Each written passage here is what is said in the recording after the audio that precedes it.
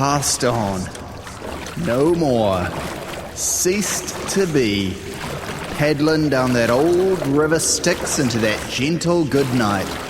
Literally taking a punt on what awaits me at the end of this underworld waterway.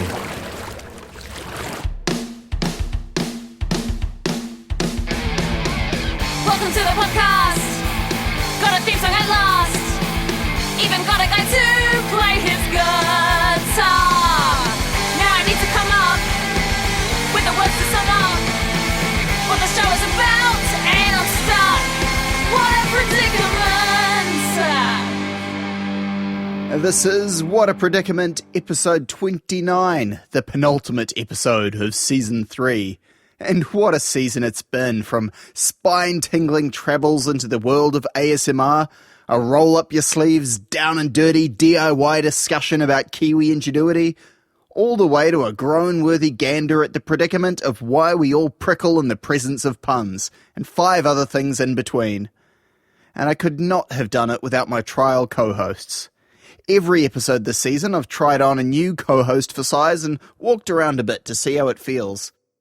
And it would seem that now I've run into a predicament, as I am wont to do. Do I bring a co-host on board full-time? If so, who? How does one find the perfect podcast partner? To navigate this predicament, I thought I'd drag one of said trial co-hosts back in to pick his brains. As well as co-hosting episode 22 of What a Predicament, Dan Wood is also the permanent co-host of his own podcast, so I figure he's in as good a position as any to give me some advice.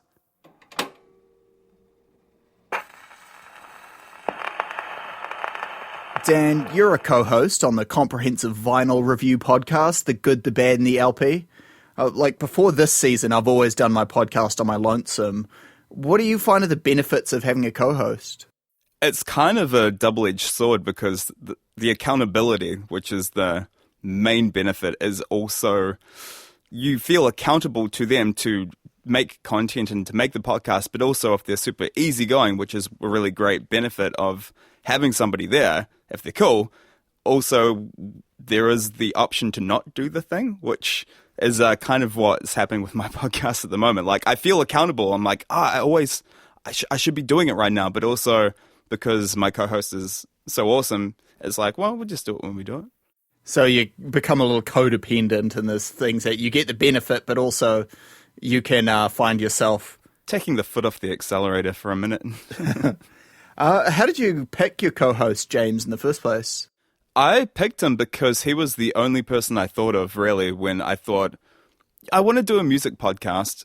Who do I know? Who would I actually have fun talking to? And of all the people that I've ever talked to about music, he was the one that the conversation just kept going. Like, it would just organically come up, and we would just ramble on about, like, the most inane stuff that was still tangentially related. But it was just fun. I thought, who is the person who I could have fun with and on a regular basis, and it didn't feel like work. So, from your experience, what do you think is the role of the co-host? It depends. It's entirely dependent on how your dynamic is. I would say the ideal co-host would be somebody who helps keep things on track, helps actually, roughly has a trajectory in mind for whatever episode you're doing, how it's going to go, like how to segue, how to keep things light. And I think the co-host being 2 people, if you have a good dynamic, you can each find the gaps and hopefully, it's not, you're not half of something, like you're a whole, but 1 + 1 = 2 is just math. I think you got that right. Well, that was kind of my thing is I'm wondering if it will halve the amount of work I have to do or end up being the same because you have the added element of coordinating schedules and plotting it out so you know what each of you are doing, so that maybe there's more work up front in terms of planning. I think it's a bit of both. In our case, we kind of lucked out in how we go about doing it because I get to do the engineering side of it and he gets to do the graphics side of it. So with the 2 of us together, I can record the thing, I can produce it, actually get it sounding okay, and have it as the end format sonically. He does the other stuff graphically. So when it comes to the actual look of the podcast, he's logos and the Instagram. Yeah, which I would hate to have to try and figure that stuff out by myself. Yeah, I sort of DIYing it all. It's pretty lo-fi, but then, I've always sort of podcasting as like the modern day zines kind of. It's just real DIY. It's random people making something about their own passion, and it doesn't have to have quite the same polish as there are podcasts that are produced, by large companies. It's kind of the modern day. Nowadays, you're not going to go to the printer and make a bunch of things, but you can get on a computer and make a thing about this band you're into or whatever it is. I think it comes up better because actual personality comes through. If you don't quite, the same thing for anything that I've ever been interested in. If you don't quite know what it is in the first place, and that instinct that you gravitate towards, it's often more interesting than like a super highly polished thing. And any final advice on things to look for or look out for when picking a co-host? Look for somebody who says yes and also no. It's very hard to internally, self-edit. Having somebody to say, maybe that's not a great idea, is also a very useful thing to have. That's actually a very good point. Thank you very much. Well, try. Search continues. Yeah, he does make a good point about accountability, I think. A closer examination of my podcast release dates would reveal it's very easy to let the fortnightly schedule slip. But podcasting's about passion. It's not supposed to be work. Though, in saying that, maybe it would be worth hearing from someone who's actually been employed as a professional co-host. Dyed-in-the-wool What a Predicament stands, predicamaniacs they call themselves. We'll remember him from episodes 3 and 26. Gerald, the General Stewart, has long since gone solo, but there was a good chunk of time where he was a co-host making that sweet commercial radio money. So I want to hear what he has to say.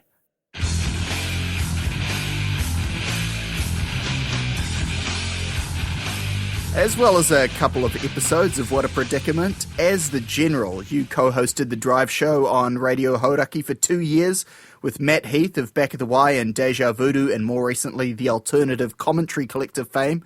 Actually, firstly, how did the name The General come about in the first place? Well, Matt and I were both in Deja Voodoo together, and I found this out after I'd got the nickname. I assumed that I'd been given the name The General is something probably very insulting, that he will either generally sleep with her or he'll generally get drunk. I thought it was some kind of pun like that, but it turns out it was just because I'd bought a military-style jacket before we went on tour. So I was wearing this military-style jacket, and every night I was kind of leading the troops into battle drinking-wise after the concert. So everyone just started referring to me as the General, and then it pretty much stuck from there. And it was me and Matt were doing the Drive Show on Thursday nights on BFM, the Cocktail Corner on Thursdays at the time. So he started calling me the General there. And there was a bit of a history at BFM for, there's the Professor, there was Newsboy, there was kind of people who had titles like that anyway, so it was kind of a BFM-y thing, I suppose. Yes, Newsboy is one of the OG co-hosts of New Zealand broadcasting. Well, I think he literally was just supposed to be the guy who comes in and reads the news, and Mikey just started calling him Newsboy, and then they hit it off so well that he eventually sidekicked his way to the top of the mountain. Yeah. So with all that experience, what do you see from your point of view the role of the co-host as? It depends on whether it's a literal co-host where you're equals or whether it's you're more of a sidekick role. As a co-host, you've got to kind of get the ball flowing back between the two of you, but it's more of a parallel thing. When you're kind of sidekicking, it's more about laughing at the jokes and passing the ball back to whoever's the main person on the show. So it depends whether it's like a double marquee name like Jono and Ben or Matt and Jerry. Yeah, and they have their own banter between them. But being a co-host like a Paul Schaefer kind of situation where you're not expected to lead the conversation so much as just be somebody in the room that reacts well to whoever's in charge. It all comes down to banter and vibe. So what we found was the more that we were just having fun and reacting to each other as friends in the moment, the better that came across. So that was the kind of, I suppose, the co-host thing is so that there's a friendship going between two people rather than just one person talking. So when you've got two people talking to each other, you've got a conversation. Without two people, you don't really have a conversation. So it's just to be a good conversation partner, I suppose. Who's done it the best? Who are your co-host heroes? You mentioned Paul Schaefer before, and his Paul Schaefer's amazing. pretty memorable in his time on Letterman. Yeah, Andy Riddick or Richter? Andy Richter's amazing. Conan's co-host, he's really great. Havoc and Newsboy, fantastic twosome. Really great, different personalities. One kind of dry guy, one over-the-top guy. That was fantastic. Jason Thingy. Jason Thingy. You got to go with that. Thingy. I wonder who it was puppeting Thingy, because whoever was doing that had some great comedic timing as well. Yeah. Yeah, totally Jason Thingy. Lee and Jace together were fantastic when they used to do the drive show, and especially with the late night big breakfast and that kind of thing. Lee and Jace are, I think, a fantastic comedy timing together. So do you have any advice for me with things to look out for or things to look for in a co-host? I think that natural repartee thing, it's kind of hard to fake it. You either enjoy each other's company or not. I think there's a thing where if at the start you have good banter or good dialogue or good, whatever you call it, chemistry, you can actually learn to refine that and fake it later on. But you can't really, you have to have it on a solid foundation to build the fakery upon. So once you learn the comedy timing with somebody else and what works for you, then you can start doing that on command when you need to. But really, the easiest way is to have something natural to start with. It's a way better foundation to build on. So we always used to say, keep it real, orange peel, and then fake it till you make it. So you pretty much... In that order. Yeah. You don't start faking it until you've found out something real that works. And in the co-host thing, I think a lot of that is timing and that kind of thing. But I think especially in radio, you can tell to a certain point whether people kind of like each other or not, whether they're relaxed in each other's company. The other thing about co-hosting you need to be able to do is step out of the way when it's a good time. So if the person you're co-hosting with is interviewing something or going on something, don't get in their way. But also be willing to step up to the mic and lead the conversation when it's your time to do so. So it's kind of that give and take timing thing. Beautiful. I'll take that on board. All right. Thank you. Thank you. I- That all makes sense. I reckon I'm on the right track. Wanting to cozy up with a co-host I know I have chemistry with was the impetus behind bringing on my first trial co-host back in episode 21, my own fiancée, Marissa. I reckon these radio guys do have something to offer my little predicament. Podcasts have been around a while, but broadcast radio has been putting presenters together to great success for over a century. What would be ideal is someone who's both done a solo show and been a co-host, who can shine some light on the difference twixt the two. Actually, there is someone, but nah, I'd never get him. Although, you never know until you ask. Spoiler alert, he said yes. Jason JT Tekau presents the coveted drive show on Coast, one of New Zealand's most listened to radio brands, at one time as a lone wolf, and these days alongside one Mel Homer as a co-host.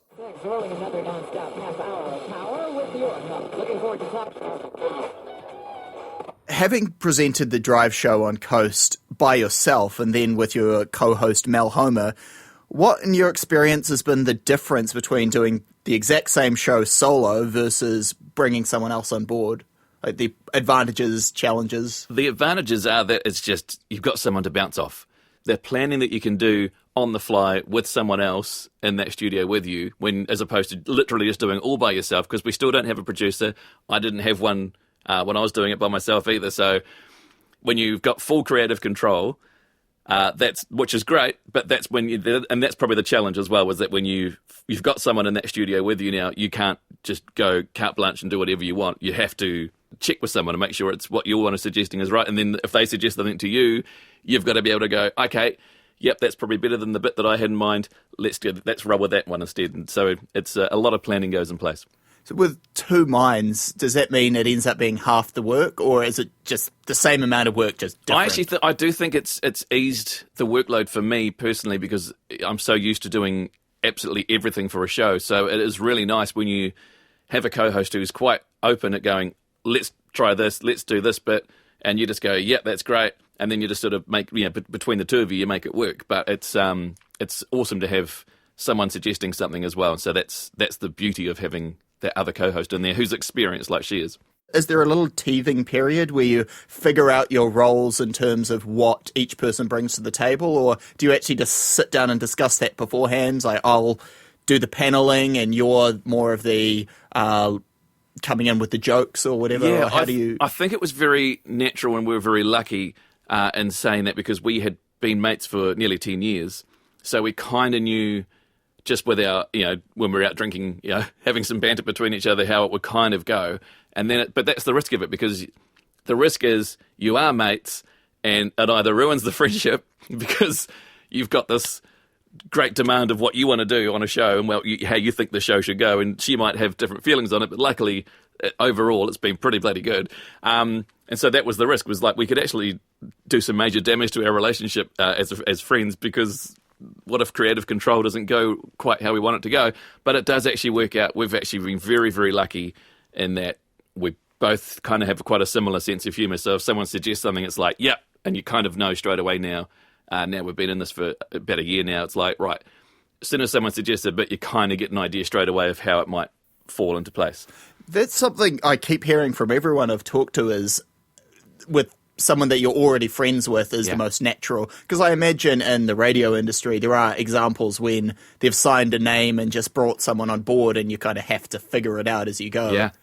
I had that once when I was in Taranaki in my early days. I got put together on a breakfast show, and I'd never met my co-host before. Well, I met her on the Saturday, and we were on air on Monday. And that was a clash. That was a clash of styles, very much so. So sometimes it can work that way. Other times it does pay to know them beforehand. Did it work out in the end, after a few months, to just settle into a rhythm? Yeah, you kind of have to work out each other's no-go zones, and do they mind if I do this kind of humour or that kind of, but that's something you kind of have to work out on the fly, unfortunately, on a show like that. Yeah, you're doing it when the red light's on. Yeah. Everyone's listening. So everyone is literally feeling you fumble through a show until you get it right. So from an audience perspective, what do you think, as far as trying to make an entertaining show, what are the advantages of doing a solo show versus having a couple of presenters? I think when it's a solo show, you keep the time down a little bit more, because it is just you, and that's a big thing. Because I know most people who listen to the radio, they want to hear the songs and they want some entertainment, but they don't want that entertainment to take long.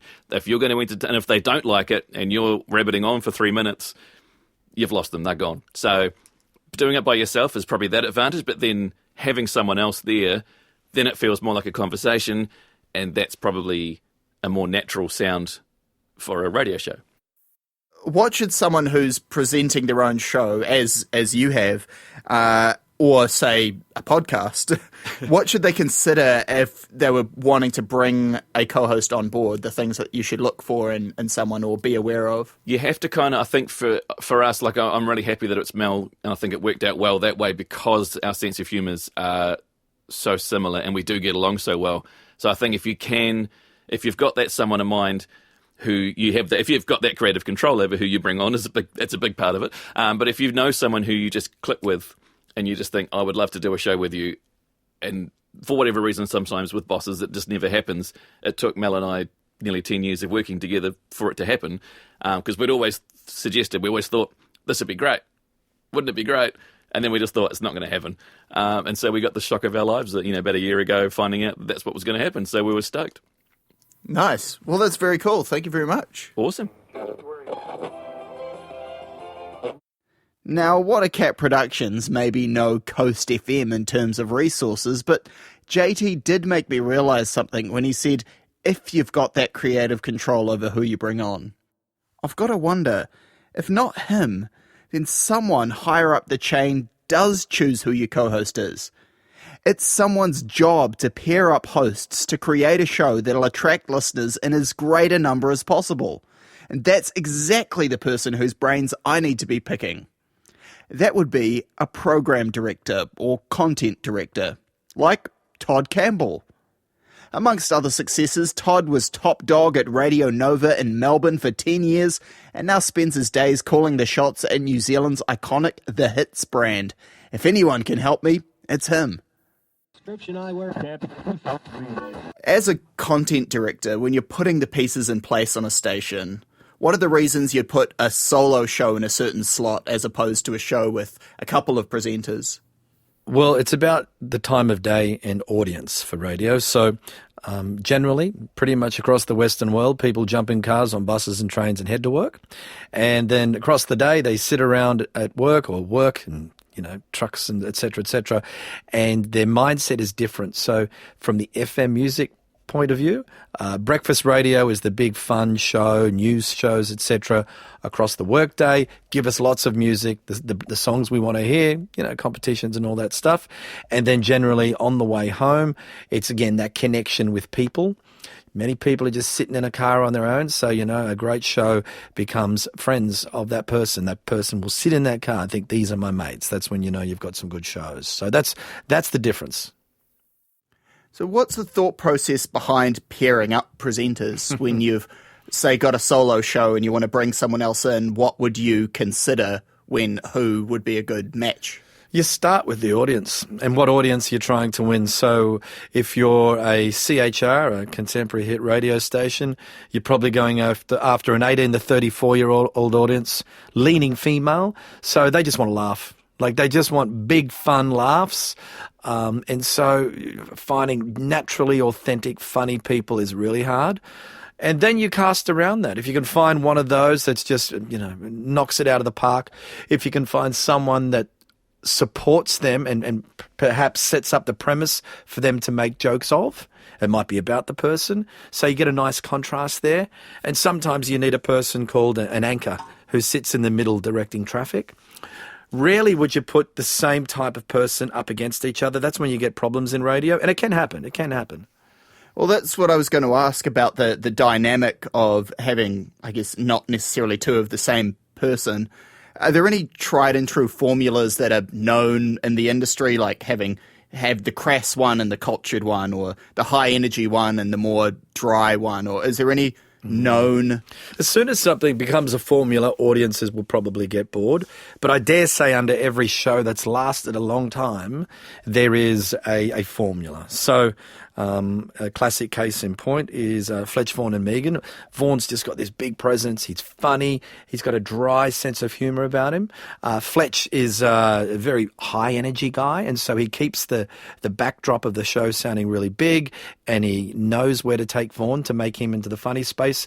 And you've got Megan sitting in there bouncing between the guys, just probably adding some warmth in there and her comments and her, just really connecting with women. That is a classic formula, possibly in the casting of the types, but they do it brilliantly. The classic other one is Kyle and Jackie O. I mean, Kyle's outrageous and Jackie O makes millions by going, "Oh, Kyle, you can't say that." Of course, he's got about another 100 things he can and will say. And then you just get shows that are just brilliant. People are just brilliantly funny. But yeah, it's ideal just to have a bit of uniqueness amongst what is classically a formula. As someone I never considered bringing on in terms of a co-host for my own show is someone to just sit there and go, "Oh, you can't say that." Well, here's the thing. That person who says, "Oh, you can't say that," they kind of are the canary down the coal mine about what the listeners will go, "Oh, isn't he naughty or she naughty?" And then go, "No, that's just too far." It's kind of the audience surrogate there. They're thinking of it more from their point of view of how the listeners might take things. Like, you recently added Anika Moore to the Hits Drive show. Could you talk about how that came about? You've signed her, you've got her on the Hits brand. What was the decision to put her with Stacey Morrison and Mike Puru compared to any of the other things you might have done with that talent? Yeah, well, Stacey and Mike were a terrific show and new, and we were, obviously resetting the show after Flinny left. And it's just a really competitive space. Anika's got this awesome talent. She's different to those two, but there's some similarities in kind of how they all get on. And I just was watching her Instagram. I met her, and I think she's got a great story to tell. And I think it's really important for radio, talking of radio, to bring fresh voices in who haven't been, doing radio for a while. And the show's sounding really good. And, Stacey and Anika have similarities, but they also take the mickey out of each other and polar opposites in some sense. And Mike sits in the middle. Yep, he's the male in the show, but, that really doesn't come into it so much. He's got his own views, but he does direct the traffic, so to speak. Yeah, he is a pro. I mean, they're all pros. Yeah. This is maybe zooming out a bit, but what makes a great co-host? A great co-host, anchor, call it what you will, won't steal a person's joke, will understand when, someone is setting up a bit of gear and won't just dive in and rip the lid off it. They won't talk over them. They will, if they're driving the panel, kind of give them hand signals when it's time to wrap up, and they'll also find the grade out. And in between the songs, they will just, clearly set up the next quarter for them with the producer. And, so that's in a kind of the admin way. At that other level, when it's, say, like a Kyle and Jackie O, they just know each other and want to get the best out of each other. It really is difficult when there's acrimony there. And, they'll sit back and watch the other person just drown, and that can happen. Is it times like you're talking about where you've maybe put people together and it just hasn't worked out as you've theorized? I've put together lots and lots of shows across the last, when I got off air in 2004. More fail than work. Most hang in there for a good while. And to be honest, most shows you put together, particularly if you're starting fresh with new people who kind of know each other, or they're coming out of community radio or something, it could be the case that, a show does 3 years and 2 of them turn out to be amazing, one of them leaves and it becomes a 2-person show, or it all fails and one of them goes on to do another show. And you rarely get it right first time, and there's generally a graft on of something. Someone leaves, something else gets added in, and hopefully it improves. There's a little bit of a magic X factor of just the stars aligning when there are the right people and it just gels, versus there isn't necessarily a chart you could look at and be like, okay, X personality type and Y personality type, boom, go. You're right. Radio's done it for many years, though. I mean, regional radio across everywhere, hey, we need a new breakfast show in small country town. We'll take Johnny from other country town. We're going to stick him in with Sally, who's from the north end of the island, and they meet on a Sunday and they're forming a breakfast show on a Monday. That's been done many times. JT had exactly the same story of being in that situation. Yeah, and it happens. But look, radio people, they want shows, and sometimes you'll go, yep, no, we can make this a show, and go from. Some of those are just massive winners. So to think about the podcast space, which, it still shows where you're creating, you're trying to be entertaining to an audience with your personality. If I was looking to bring on a co-host, what would be the things you'd advise to look for or consider? Well, again, the podcast space is just filled with new and wonderful content. And whilst I love radio, and radio people shouldn't do content on podcasts, podcast has got to be kept special. I mean, it's got to be different. I would say, what are you trying to say in your podcast? What are you passionate in? Who can you sit in a booth and just riff with? Because it doesn't have to be perfect or polished. Might be a bit of editing in there. So I would just say choose someone that you're fascinated by, that you're really interested in. They may be the polar opposite into everything you think, but just could you sit down over a coffee or a wine and just have awesome chat with them? And I think that's what it's about, because when I listen to my podcasts, I can tell when they're just genuinely passionate people that really want to tell you about whatever it is into, be it space research, be it politics, be it, travel. I know when it's authentic, and I know when it's scripts have been written and handed to someone, because we've got to tick a podcast off the list. Finally, say you've got an objectively already very good show with the lineup as is, or in the case of my podcast, a very, very, very, very, very good show. Is that a sign that you should leave it as is, or would you double down and sort of lean into it and try and do more? Well, on radio, because it's a commercial thing, radio, it's got a big commercial responsibility. So you're always wondering, how can I make the show better? If there's another show that is better than you, what can I do to take their audience? And if you're the number one show, you wake up every day wondering what are people trying to do to plan to bring you down. So that's a different space. But in the podcast space, I think keep pushing the boundaries and just be careful that you're not doing too many podcasts in a week, and just know how often your audience wants that turned around. Sometimes I say to people, you're better off doing one awesome podcast that goes for 45 minutes a fortnight than sending out your 11-minute updates, 3 days a week. You can all actually have an agreement festival in a podcast because your fans are truly uniquely into that. Whereas on radio, you do need to find the contrast and the edges, because you need to, if you're going to have a political show, you do need to have the pendulum swing both ways so it's interesting. Whereas a pod chat, you can just be really unique and specialist. And just talk to that one specific person. Exactly. And there'll be a lot of those one specific people. And that's the beauty of podcasts, right? Yeah, I guess the difference is in radio, it's who does this FM frequency reach versus podcast? They're coming to you. Yeah. And that's, going to market and find the thing, but it's word of mouth and a little Facebook page or something like that. So I think podcasting and radio are related, but very different cousins. Awesome. Well, I appreciate your insights. No worries, man. Thank you very much. Happy podding. Well, that's sure given me something to think about. Knowing what I know now, do I pick a permanent co-host for What a Predicament? Dan Wood reckons having a partner would make me more accountable, and a second pair of eyes never hurt. But he also said that his co-host was picked because of his specialty knowledge about the specific subject, in their case, LPs. And What a Predicament tackles a different topic every episode. I don't think an expert in everything exists.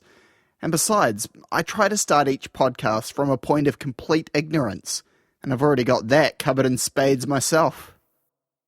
So maybe they don't have to be an expert.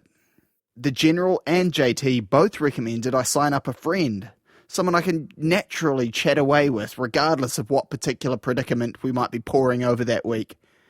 But JT also said two people are much more likely to waffle and go off on tangents, which isn't exactly a benefit in such a hard-hitting, journalistically sound format as this one. And Todd Campbell told me most pairings fail. So what are my options? Bring on a permanent co-host? I'm thinking that's not the best way to go. I could continue the pattern of this season and have a revolving door of guest co-hosts a la a podcast like Behind the Bastards, who I wanted to shout out because they gave me a shout out on their podcast, which you can catch on my Instagram at WhatACatProductions. But even then, there might be an episode like I've done in the past where the entire thing is just one longer interview with someone special. And when you're trying to find a time to talk to someone from the US or the UK and I have to record at some crazy time in the morning, it's a lot easier to just jump in and do it myself than try and factor in a whole other person's schedule. So, while now I know a lot more about what works when it comes to co-hosts, I reckon the way forward is to have a good mix of some episodes with guest co-hosts and some without. You might say, after all that searching, what a letdown. I say, what a predicament. Thanks again to everyone who shared their expertise and to each and every one of my trial co-hosts this season. Some of you're bound to be hearing from again, I'm sure. If there was a particular trial co-host you thought brought something special to the table, let me know over at the What a Predicament Facebook page. It might not be too late to bring them on for the explosive What a Predicament Season 3 finale in the new year. This is one you don't want to miss. Smash that subscribe button. And if you already have, thanks, mate. I see a light. I can't remember, are you supposed to go towards the light or not go towards the light? What? How does the saying go? Oh well, this is just the kind of predicament I'm inclined to investigate.